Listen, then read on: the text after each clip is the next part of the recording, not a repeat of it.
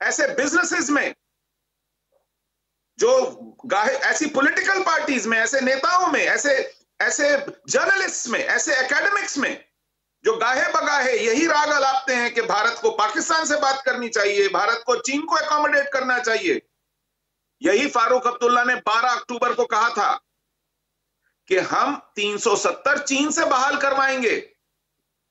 यही महबूबा मुफ्ती ने कहा था जब भारत ने सीपीईसी कॉरिडोर में जाने से मना किया था कि नहीं, इसमें कश्मीर का इंटरेस्ट है कि भारत को जाना चाहिए, चीन के निवेश में जाना चाहिए।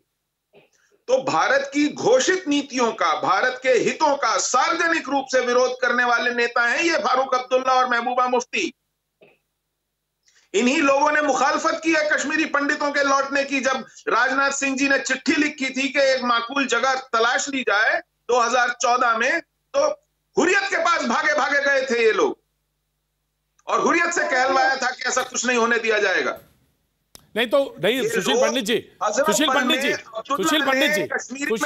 ये कहते हैं, सुशील पंडित जी दुश्मन नहीं है, और ये लड़के जो पत्थर फेंकते हैं ये एमएलए और एमपी बनने के लिए नहीं फेंकते हैं, ये वतन के लिए फेंकते हैं। सुशील जी, महबूबा मुफ्ती ये कहती हैं कि अगर रीजन में या कश्मीर में शांति चाहिए तो बात करनी पड़ेगी, वैसे तो नहीं हो सकता। वो ये कह रही है, पाकिस्तान ने आपकी कनपटी पे रखी है बंदूक और हाथ में रखा है हथगोला, और वो आपसे कह रहा है कि बातचीत करो वरना मैं कत्लो गारत करूंगा। यह है पाकिस्तान का मौकिफ कि आप जब तक मेरे पास बातचीत करने का मतलब है घुटने टेकने नहीं आएंगे, तब तक हम आपका खून बहाएंगे, इसलिए हमसे बातचीत कीजिए। ऐसे बातचीत होगी। इस सरकार का अगर एक काम में सबसे बेहतरीन मानता हूं प्रतीक भाई, पिछले 7 साल में जो कि किसी और सरकार ने नहीं किया, वो ये कि एक लाइन पर ये अडिग रहे कि आतंक के साए में बातचीत नहीं होगी, बम और गोली के आवाज में बातचीत तस्लीम रहमानी साहब, राइट, आई एग्री सुशील पंडित जी, तस्लीम रहमानी साहब, मैं बिल्कुल आता हूं। आपने कहा कि बात तो, गेंद तो है सेंटर के पाले में, उन्हें तय करना है। अरे भाई, तय कैसे करे तस्लीम साहब, ये तो मुझे बताइए। जब आप गोली बारूद जंग पे आमादा हैं तो हम आपसे बातचीत क्या कर लेंगे? आप फायर करते हैं, सीज फायर तोड़ते हैं, हम आपसे क्या बात करें? तस्लीम रहमानी साहब, आप एग्री करते हैं या नहीं? प्रतीक जी आधे घंटे से मैंने तमाम कश्मीरी भाइयों को सुना है। अब 2 मिनट मुझे सुन लीजिएगा। पहले तो आज 2 बड़ी पॉजिटिव बातें हुई हैं, हमें उन्हें अप्रिशिएट करना चाहिए। नंबर 1 के प्रधानमंत्री जी के दफ्तर से तमाम जो main stream political parties Kashmir की हैं उन्हें दावतनामा गया और उन्होंने एक्सेप्ट किया। ये पहली बात है जिसे सबको अप्रिशिएट करना चाहिए। Right sir. दूसरी बात ये कि जो प्रेस कॉन्फ्रेंस आज हुई, प्रेस कॉन्फ्रेंस हुई, उसमें जितने कश्मीरी मेन स्ट्रीम लीडर थे उन्होंने जो बातें की, गवर्नमेंट ऑफ इंडिया के कॉन्स्टिट्यूशन को मानते हुए, अपने आप को भारतीय मानते हुए बात की, ये बहुत बड़ा पॉजिटिव एक इंडिकेशन है जिसे हमें अप्रिशिएट करना चाहिए। और इसके लिए जो बैकग्राउंड तैयार हुआ है, उस बैकग्राउंड का काफ़ी कुछ तस्करा माजिद हैदरी ने कर दिया।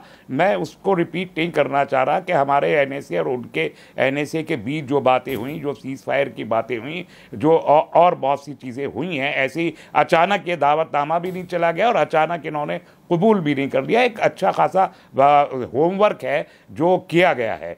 तो इस होमवर्क के बाद अगर ये आता है तो ये बात कहना, अफ़गानिस्तान में हमारे स्टेक्स हैं, हमारे नेशनल स्टेक्स हैं अफ़गानिस्तान में, इसलिए भी कि हमारे इन्वेस्टमेंट हैं और इसलिए भी हैं कि अफ़गानिस्तान और पाकिस्तान की सरहद मिलती है, वहाँ से तालिबान कश्मीर में आते हैं, जिसकी वजह से वहाँ मसला होता है। तो हमारा स्टेक है, और अगर हमारा स्टेक है तो हम तस्लीम रहमानी साहब, मैं बिल्कुल स्ट्रेट फॉरवर्ड आपसे सवाल पूछ रहा हूं, बिल्कुल सीधा सा सवाल है कि पाकिस्तान का रेफरेंस क्या जरूरत थी, मैं ये जानना चाहता हूं। हाँ, वो मैं अब उसी पर आ रहा था। तो अगर हम तालिबान को स्टेक होल्डर मानते हुए वहाँ तालिबान से अपने इंटरेस्ट में बात कर सकते हैं, क्योंकि हमारे जो इंटरेस्ट है वो एट स्टेक हैं, तो कश्मीरियत और कश्मीरी ये वहां पर पायदार अमन के लिए जो इक़दाम भी हमें करना जरूरी हो वो हमें करने चाहिए।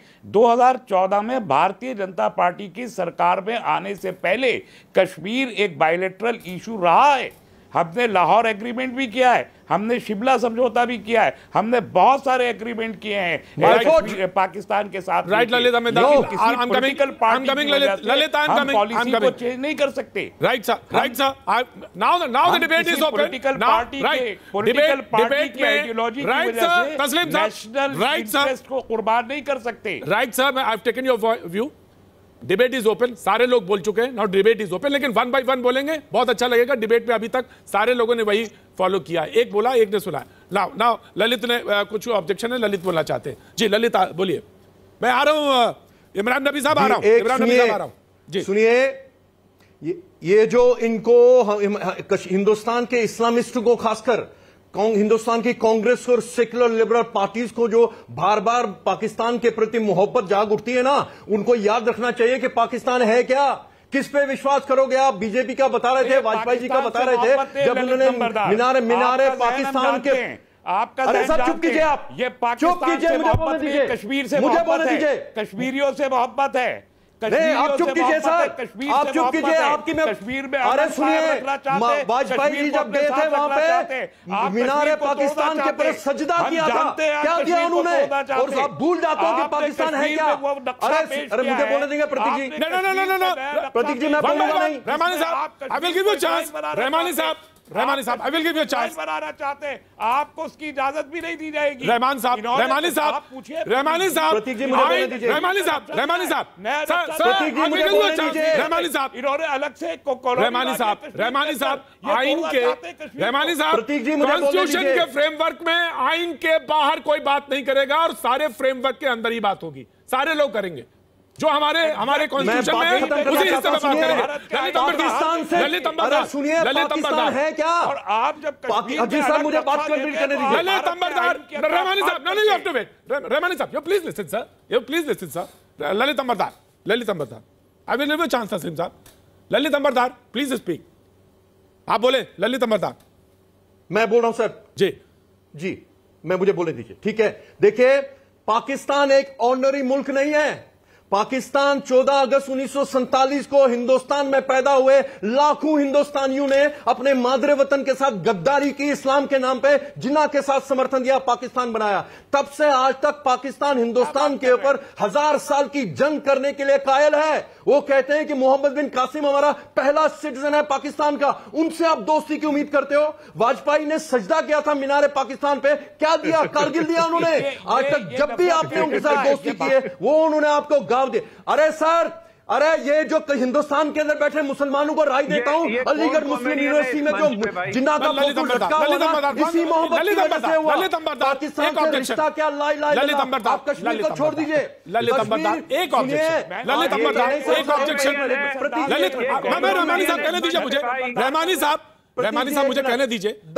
मैंने आइन का वास्ता दिया है आपको। 10 सेकंड सर, 10 सेकंड कंक्लूड करता हूं। 10 सेकंड दिया आपको। मुझे नरेंद्र मोदी से यह पूछना है कि क्या जरूरत आन पड़ी। बताना चाहता हूं आपके द्वारा देश को, जिस जवाहरलाल नेहरू ने शेख मोहम्मद अब्दुल्ला को पाकिस्तान बना के दिया था 370 और 35 हिंदुस्तान की सरजमीन के ऊपर, उसी जवाहरलाल नेहरू ने शेख अब्दुल्ला को 10 साल जेल में सड़ाया था, गिरफ्तार किया था वजीर आजम होके, और सिर झुका के आया वो मुख्यमंत्री बना था। डोगरों को हटाने के लिए अरे आपने भी नहीं बनाया था, अरे मजबूरी थी, बाबा साहब कमजोर होगी थी। रहमानी साहब मुझे बोलने दीजिए। रहमानी साहब